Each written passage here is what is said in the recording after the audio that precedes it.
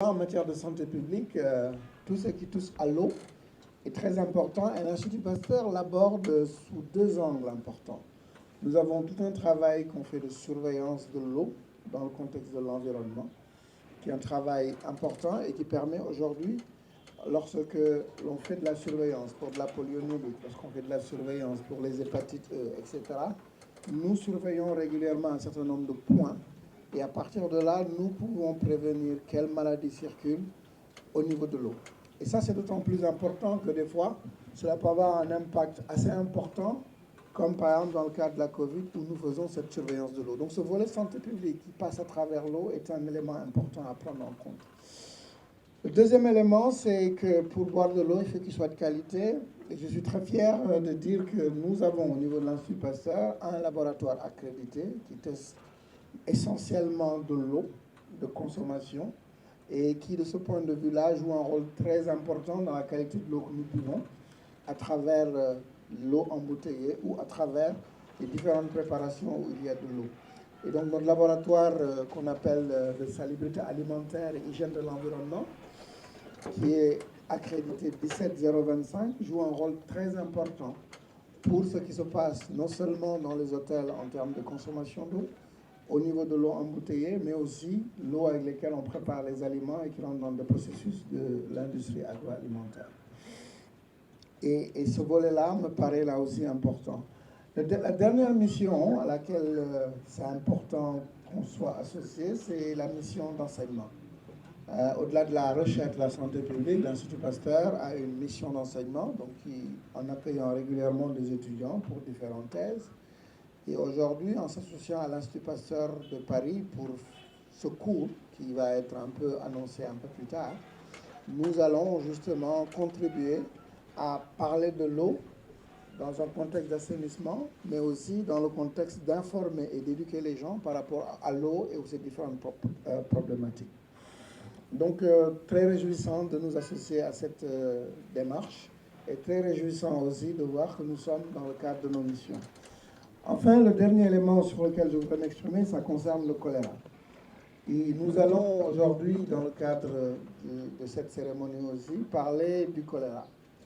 On en parle parce que depuis plus de 5 décennies, le choléra pose un certain nombre de problèmes. L'Afrique a connu plusieurs vagues. C'est comme vous dites, c'est la maladie des mains sales. Et tous les épidémiologistes, en tout cas les étudiants qui ont fait de la santé publique, connaissent la fameuse histoire de John Snow qui, pendant l'épidémie de choléra à Londres, a été enlevé justement la pompe, la tête de la pompe, et en faisant cela a réduit l'épidémie. Et donc ça, c'est une histoire assez classique qu'on raconte en général quand il s'agit de choléra.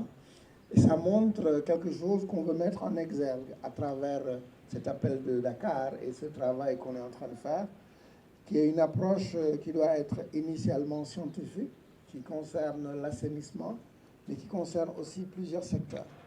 Et donc, au-delà de cette approche technique scientifique, il faudrait que les autorités publiques, il faudrait que l'eau et l'assainissement puissent être mis à profit pour arrêter ce type de maladie. Et c'est d'autant plus important d'en parler que ça tue encore un peu plus de 143 000 personnes chaque année et que ça concerne plus de 70 pays, dont une majorité qui est ici en Afrique. Donc cette mobilisation, elle est importante qu'elle se fasse dans le cadre de ce Forum mondial de l'eau, qui est un événement très important, donc qui mobilise les politiques et pour lequel il a été trouvé pertinent de nous associer à la Fondation Veolia. 80% de nos maladies.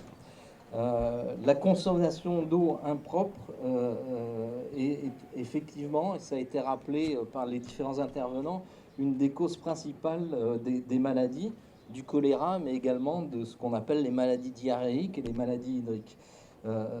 Et donc Pasteur évoquait cette idée au 19e siècle en disant on boit 80% de nos maladies, et malheureusement c'est encore le cas dans pas mal de pays en Afrique où les causes des maladies sont essentiellement liées à une consommation d'eau impropre, à un mauvais assainissement et à un déficit d'hygiène.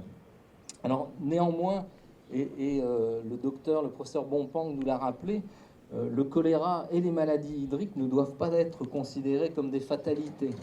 Et je m'adresse à vous ici en tant que délégué général d'une fondation d'entreprise engagée de longue date, ici au Sénégal, mais ailleurs partout dans le monde, dans l'accès à l'eau et à l'assainissement.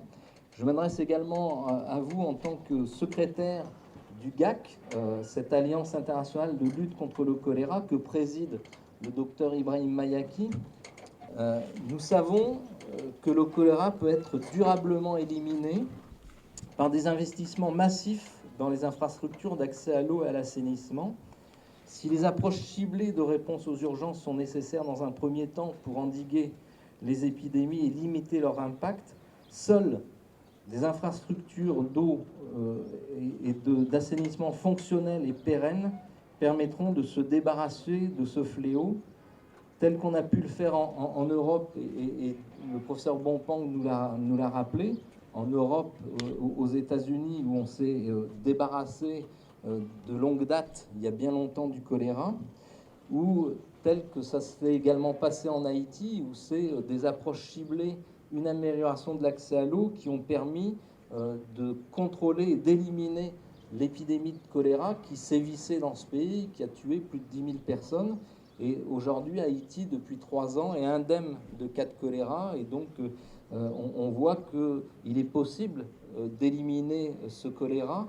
Et c'est un peu ce qu'on voudrait mettre en avant sur l'Afrique. Alors, à Haïti, ça a été possible. C'est une île, c'est un pays important, mais où la population est moindre. Là, on vise l'échelle du continent. Mais je pense qu'on peut ensemble avoir cette ambition. Et à l'image de l'action menée en République démocratique du Congo, qui a su mobiliser l'ensemble des acteurs de l'État congolais, non seulement le ministère de la Santé, mais également les autres ministères concernés, le ministère du Plan, le ministère de l'Hydraulique, et qui a su, depuis une quinzaine d'années, développer un programme, un plan stratégique, multisectoriel d'élimination du choléra. Et ça, c'est important dans ce plan multisectoriel stratégique d'élimination du choléra. Tous les mots sont importants.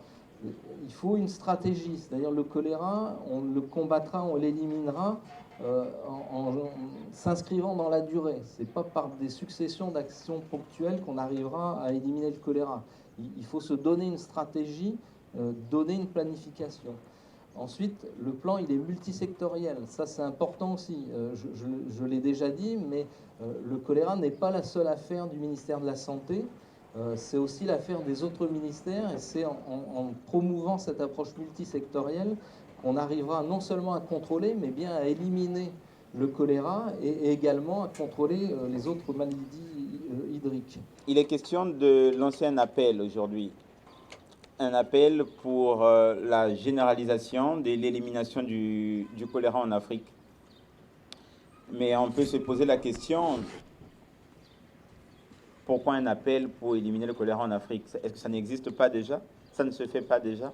Pourquoi encore une nouvelle initiative? Si ceci a été jugé nécessaire, simplement parce que l'évolution de la situation et la réalité du terrain nous oblige à nous interpeller tous aujourd'hui. Aussi, j'aimerais peser la responsabilité historique de me tenir ici devant vous pour participer à cet appel à la mobilisation internationale pour en finir avec le choléra en tant que fléau de santé publique et mieux contrôler les autres maladies diarrhéiques qui continuent à affecter des milliers de personnes dans notre continent et partout ailleurs dans le monde. Notre histoire commune, à la fois lointaine et récente, nous confirme que chaque fois que nous avons voulu collectivement prendre des bonnes résolutions, même limitées soient-elles, nous avons fait faire de grands pas à l'humanité. La gestion courageuse de la pandémie de Covid-19 en est une belle illustration. Alors que nous avons ensemble fait preuve de grande capacité de résilience face à des fléaux émergents, d'autres plus anciens, et dont l'évocation renvoie l'imaginaire collectif à une époque antique, continue à faucher dans une indifférence notoire des centaines de milliers de vies chaque année, principalement dans les pays où l'accès à l'eau potable, à l'hygiène et à l'assainissement sont encore un luxe. C'est la situation du choléra et de plusieurs autres maladies diarrhéiques.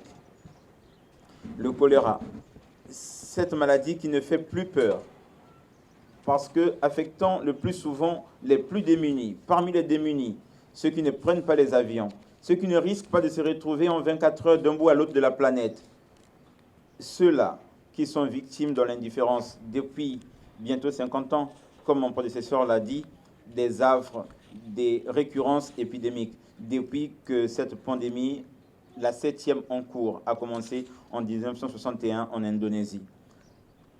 C'est la voix de ces oubliés que j'aimerais porter ce matin. Alors que la simple évocation du choléra renvoie aujourd'hui quasi systématiquement à l'Afrique, à la pauvreté, il est important de rappeler que dans sa forme évolutive actuelle, le choléra est une maladie d'importation récente en Afrique. Il est inadmissible de continuer à faire semblant de lutter, d'apporter des pseudo-solutions, alors que les réponses pour les solutions durables sont connues et accessibles.